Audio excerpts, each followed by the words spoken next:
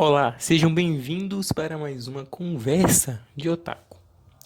E hoje estarei falando, Hoje é sábado, é dia de mangá, e hoje estarei falando sobre um mangá que eu acho muito promissor e vocês devem ficar de olho. Então, vamos deixar de conversa e vamos nessa.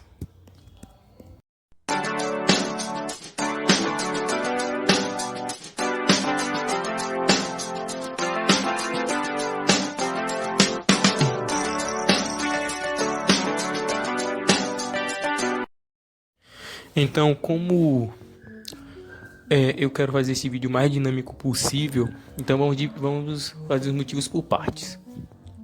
Por que então esse mangá é tão promissor? Primeiramente, vamos falar do nome, que é, olha o nome, não se assustem com o nome, que o nome é gigantesco. Tonari no Seki Ninata Bishoujo ga Horesaseiou to Karakatekuru ga Itsunomanika Kairiushi Nishiteita. Olha o nome dessa coisa. Mas bom, primeiramente, o que me fez ficar de olho nesse mangá foi a boa capa. Tem uma boa capa, colorida, etc. Então eu achei interessante. Bom, o que você vai vendo, o que eu vou falar agora do mangá vai ser basicamente o primeiro capítulo que eu vou abordar aqui nesse vídeo. Então, se vocês quiserem ver o capítulo antes de ver esse vídeo, vocês vão ver lá. Bom, então tá.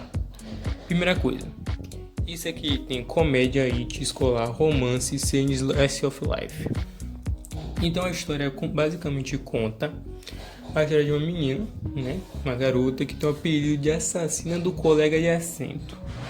E que é basicamente uma garota mais bonita da escola. Como assim? Basicamente, todo garoto que senta ao lado dessa garota acaba se declarando para ela e logo após é rejeitado. Por isso que ela tem esse apelido. Então, já olhando pela sinopse da história, dá para se perceber porque eu acho que esse mangá tem tudo para dar certo. Tem uma boa sinopse e tem porque tem uma boa sinopse, né? Tem uma boa sinopse, já é um bom passo para um bom mangá. Agora falando dos personagens, dos personagens principais. Os personagens principais da história são o protagonista, o Narito Yuki, que é basicamente um cara que ninguém percebe muito, né? Se for dizer um personagem que ele parece um pouco, ele parece mais ou menos um Akanuji, um Hikigaya, que é assim, meio caladão lá dele. E então as pessoas da classe pensam que ele já se apaixonar logo, né? O que não aconteceu. E nem vai acontecer, pelo menos por enquanto. A outra personagem, que no caso é a garota, se chama Takatsuki Yui. Opa, esse nome embolando tudo. E ela é uma personagem bonita, então. Ela tem uma personagem de cabelo curto, é interessante. Então, e tem o que mais? O melhor amigo do cara, que basicamente é um idiota, normalmente como o melhor amigo de um personagem principal, um idiota e tal. E além disso, não tem muitos personagens principais não, pelo menos não por enquanto, né? Até o quarto capítulo. Bom, agora falando um pouco, sobre a segunda, traço dos personagens. O traço dos personagens é outra coisa que é um bom ponto positivo nesse mangá, porque é muito bonito. Se vocês vão ver aí, vocês estão vendo as imagens, é um traço muito bonito, muito legal de se ver. Então é outra coisa que ajuda, querendo ou não, ajuda a atrair público. Eu acho que esse outro ponto que vai atrair muita gente para esse mangá. Agora falando um pouco sobre a história. Então no primeiro capítulo do mangá foi apresentado o protagonista e tal, e o melhor amigo conversando com ele, falando: cá, você vai sentar do lado da Takatsuki Yui. E ela basicamente conta a história que as pessoas se confessam para ela e nunca aceitaram sua confissão. Então vai falando um pouco sobre ela, até que chega a própria a Yui, vou falar assim, e ela já chega meio que, podemos dizer, dando em cima do protagonista, podemos dizer assim. Aí o protagonista começa a observar ela. É uma coisa que você começa também a gostar. Eu acho que é outro ponto positivo. É que o protagonista não é o protagonista idiota, mas o protagonista que a maioria das pessoas gostam. Que é mais dark, podemos dizer. Então acho que é outro ponto positivo. Outra coisa que vocês vão gostar muito da história, que eu achei muito interessante, que eu tenho outra coisa que eu tenho certeza que vocês vão gostar, é referência.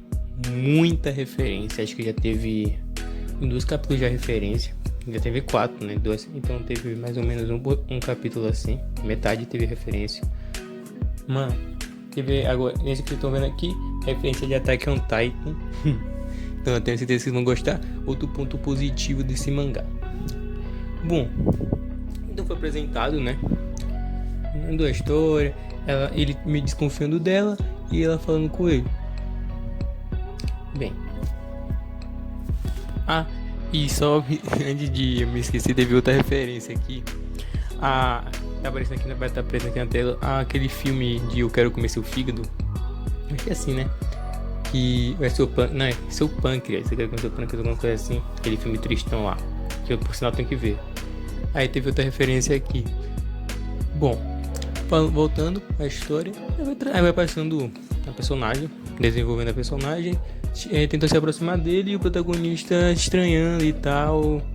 E começa a passar ele interessa no protagonista, você entende que ele é realmente um cara mais fechado e que presta muita atenção nos outros, né? Bom, falando agora já no final do capítulo 1, você percebe que realmente a personagem vem provocando o protagonista e vai tentando realmente fazer ele ficar envergonhado e coisas assim. Até que o cara meio que se estressa, né? Meio que já fica na ofensiva e já pergunta pra ela se ela estava jogando um jogo em que ela tentava fazer o companheiro de assento dela se apaixonar por ela. E desenvolve a história por aí, né? Sobre isso. Aí vai desenvolvendo a história sobre isso, vai desenvolvendo basicamente ela tentando fazer ele gostar dela e ele tentando não se apaixonar por ela, basicamente. Então considerações finais. Acho que vocês já ouviram bastante sobre ele, não vou contar mais para não dar spoiler. Quero que vocês vejam por conta própria. Então realmente é um manga que merece sim atenção. Eu acho que pode sim dar muitos frutos. E se der certo, vai ter o toque no meu dedo aí na história. Então obrigado por terem continuado até aqui. Valeu. Se querem dar sugestões de mangás que eu possa ler e falar aqui, dá aqui nos comentários.